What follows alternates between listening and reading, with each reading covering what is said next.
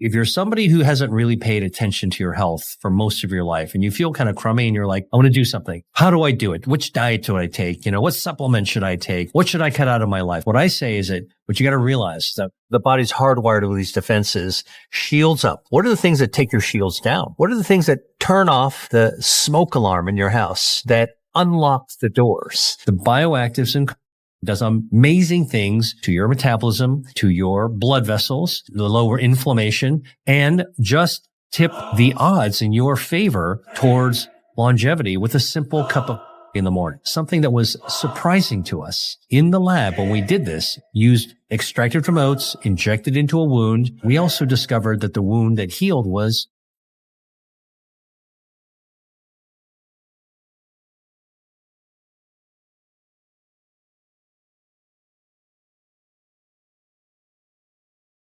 okay, so there's two kinds of body fat, white fat and brown fat. White fat can be subcutaneous. Subcutaneous means under the skin, under your jaw, under the skin of your jaw, under your arms, on your thighs. That's subcutaneous. White fat can also be visceral fat. That's deep inside the tube of your body. And then brown fat is not wiggly jiggly like white fat. Brown fat is wafer thin. And it's plastered around our neck, it's behind our breastbone, a little bit between our shoulder blades, a little bit in our belly. And brown fat actually is metabolically active, and it fires up a process called thermogenesis to burn down harmful visceral extra body fat. So you can use good fat to burn down bad fat, which is the amazing thing. Again, fat is not universally bad. It's actually quite good. One of the things that I think is really important to know is that when you've got too much visceral fat, you've got too much inflammation, but you can actually use your brown fat to try to control that, to try to burn it down. Brown fat, by the way, is activated by foods and activated by cold temperatures. By the way, brown fat was discovered in hibernating animals. There was a zoologist who was looking at, plucked out a kind of a muskrat-looking animal from hibernation and dissected it and found that there was this brown lump that was between its shoulder blades, and nobody knew what it was. The more researchers and biologists and zoologists looked at animals that were hibernating, they found this very consistently. In fact, they called that brown mass first a hibernoma. Hibernating, oma, a mass, we don't know what it does. Okay. A hibernoma. That's what it was known until 1930s. In the 1930s at UCLA, a researcher who, in the beginning, we didn't have microscopes, and then we had microscopes, and we had really great microscopes. And all of a sudden in the 1930s, the researcher at UCLA said, that hibernoma is actually made of fat cells. And those fat cells are brown. And the reason they're brown is because they have a lot of mitochondria in it. Mitochondria being the fuel cells of our body, like the batteries of our body. They're they're the energy generators in our cell. And mitochondria are very rich in iron. And when iron is oxidized, it turns brown, like a pile of nails that you put outside your door. And the outdoors, silver nails will turn brown. Brown fat, packed with mitochondria, energy generating, packed with iron, oxidizes, turns brown. That's why brown fat is brown. And so what happens is that in cold temperatures, like in hibernation in winter, the brown fat fires up, and that's what keeps these hibernating animals warm throughout the winter so they don't freeze to death. Now, humans, we can actually use that to our advantage. We can actually activate our brown fat. Cold bath will do it. Sleeping in cooler rooms will actually start to activate it as well. By the way, when those mitochondria fire up, they're burning energy. You know where they draw that energy from? From your white fat, from your visceral fat first. So you want brown fat, good fat to burn down bad fat, visceral fat, white fat. You want to sleep in a cool room or you want to go into a cold bath. And there are lots of foods that you can eat foods to activate your brown fat to burn down harmful fat. Coffee is a beverage made with coffee beans. Coffee beans are plant-based foods. Coffee beans contain many polyphenols, including chlorogenic acid. Chlorogenic acid is anti-inflammatory. Chlorogenic acid also turns on your brown fat. So it triggers your brown fat. And it causes your brown fat, the mitochondria, to fire up, undergo thermogenesis to burn down harmful white fat or visceral fat. So a cup of coffee a day, or actually the dose is actually about 3 to 4 cups of coffee a day, will definitely cause your brown fat, good fat, to burn down your bad fat, your harmful fat, your visceral fat. There's a Confucian saying that's been translated into the Japanese that's a mantra, which is hara hachi bun mi, which means stop eating when you're 80% full. The most dangerous fat, inflammatory fat, is a fat that builds up inside the tube of your body. So if you think of your body like a poster tube, okay, inside that tube, if you were to slice this body in half and look at a cross section, all right, it's a tube. You can fill any of these interstitial areas between organs, you can pack with fat. So think about, you're going to FedEx something to somebody, overnight mail, a vase or a glass or bottle of wine or whatever, you're going to pack it full of peanuts and you're going to put it into a package. Well, look, you can get a big box and put a lot more peanuts on, or you can take a skinny box that would just fit it and you'll put it in. So it doesn't really matter the size of your tube. You could be a skinny person and you could pack it with a lot of peanuts, in this case, visceral fat. And that's what you're talking about in a skinny person with too much visceral fat, too many peanuts packed in there.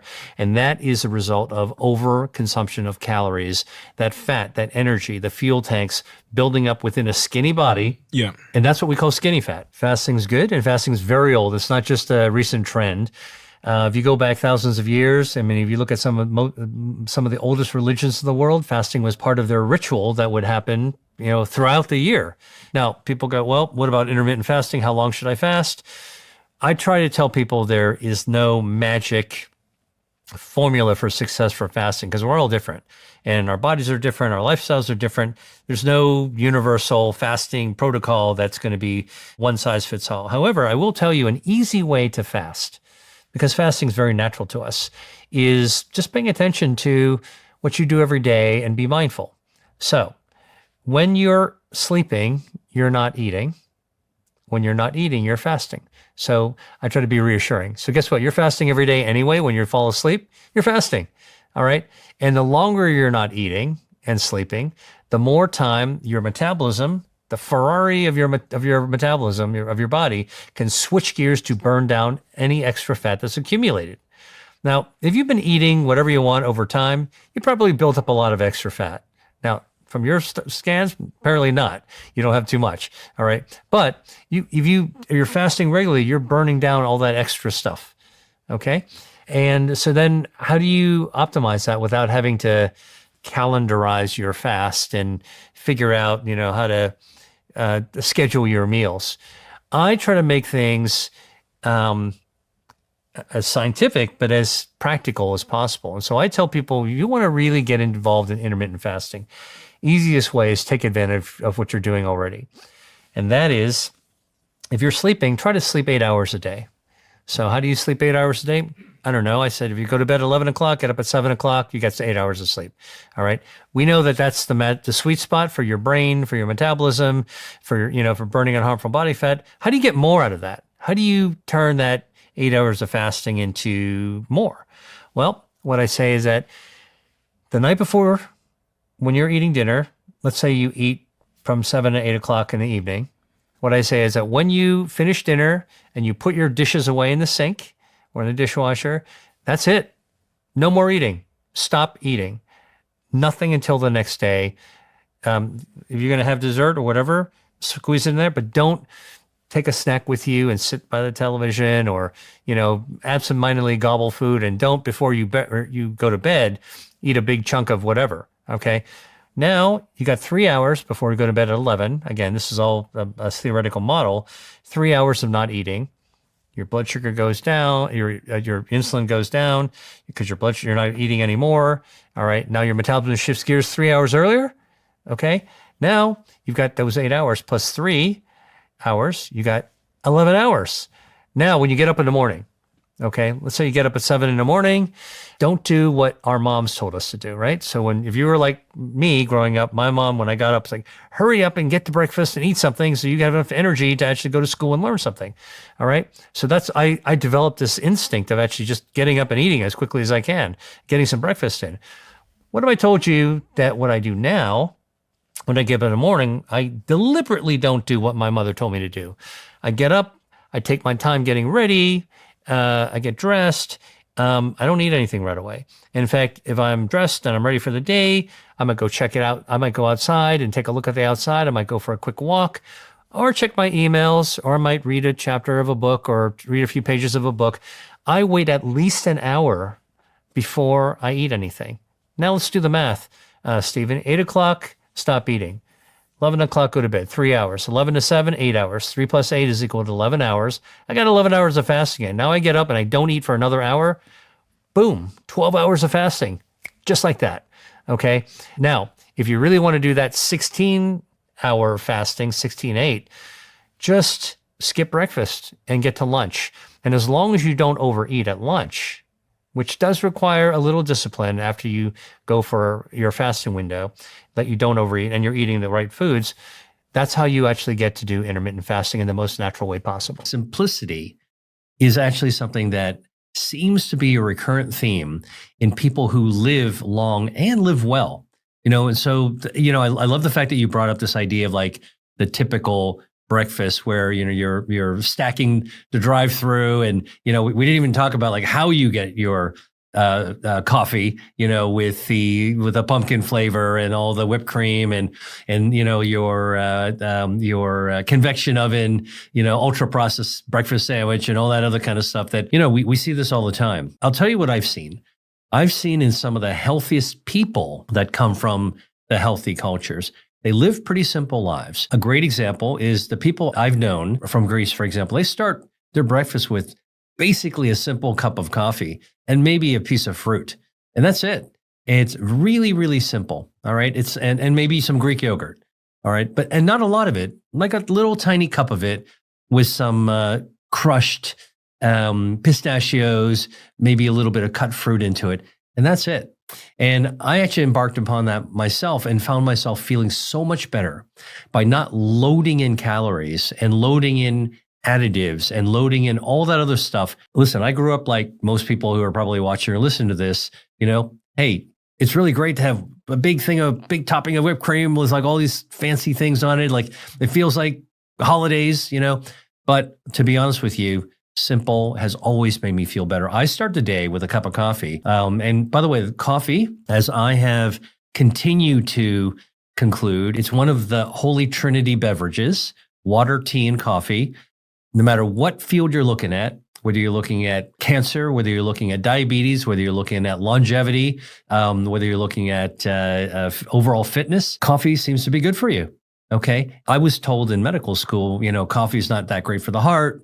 It could actually give you arrhythmias and there's too much caffeine in it. The bioactives in coffee, which you would find as a common denominator from Ethiopia, which is where we think coffee originally came from, to Greek coffee, which is actually Turkish coffee, is pretty loaded with caffeine. So you got to be careful about that. But it's also loaded with these polyphenols like chlorogenic acid. And chlorogenic acid does amazing things to your metabolism, to your blood vessels, to the lower inflammation, and just tip the odds in your favor towards longevity with a simple cup of coffee in the morning. Oatmeal, which is, basically cooked or steamed or boiled oats, actually contains a lot of bioactives from oats. And this is recent research I've done.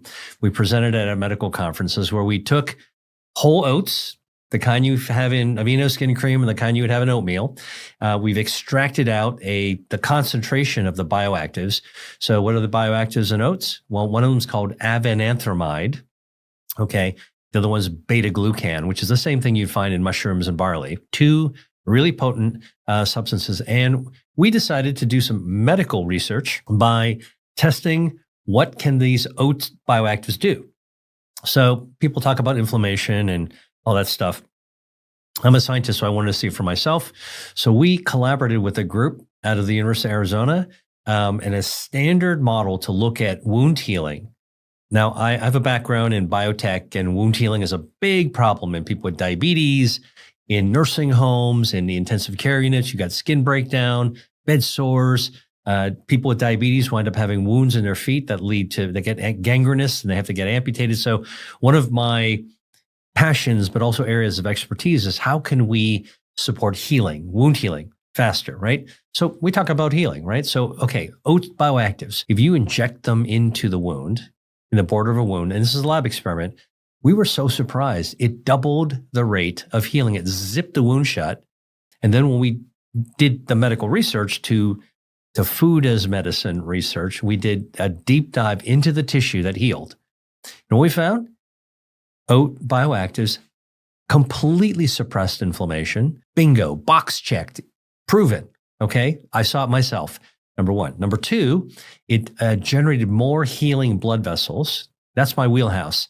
Angiogenesis, how the body grows blood vessels. Oats can actually stimulate healing by nurturing those blood vessels that we need for healing and lowering inflammation. And then something that was surprising to us is that in the lab, when we did this, used extracted from oats, injected into a wound, doubled the healing. We also discovered that the wound that healed was scarless. And scarless healing is a holy grail for anybody, any surgeon, any medical device company, any pharmaceutical company.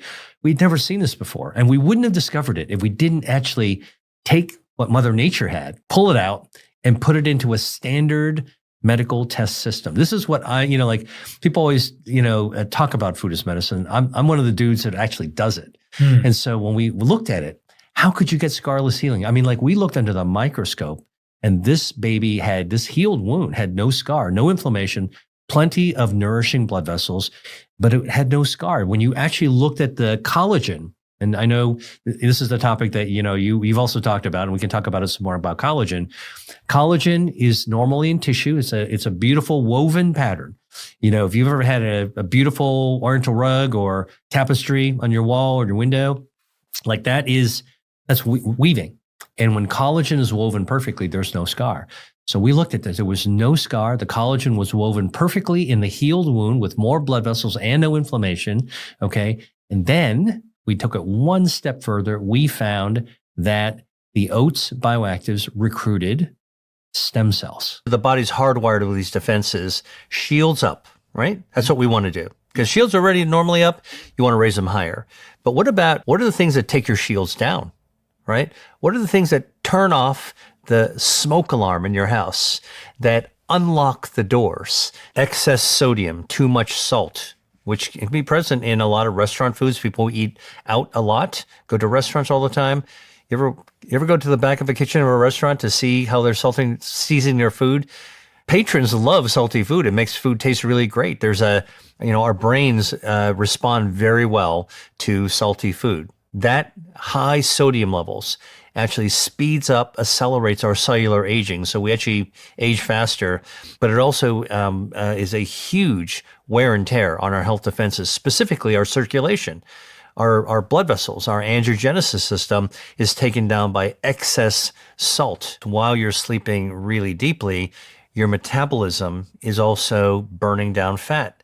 So you think that you're not working out during the night? You're right. You're not actually exercising, but in fact, your metabolism is burning fat. Because while you're sleeping and your insulin levels don't need to be high because you're not eating, insulin levels go down, your metabolism shifts gears. I sort of give people the analogy. It's like your body is a race car, sports car, like a Ferrari.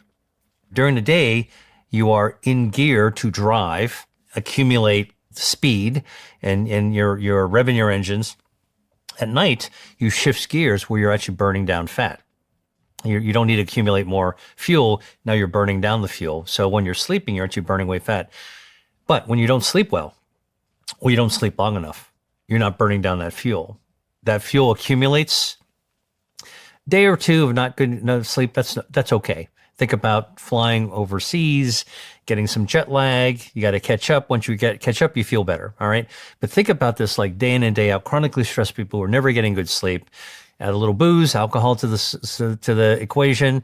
You can kind of see the problems that are going to build up. Your brain's going to be foggy. Your metabolism is going to be out of whack. You're not burning as much fat from the calories that you ate during the day.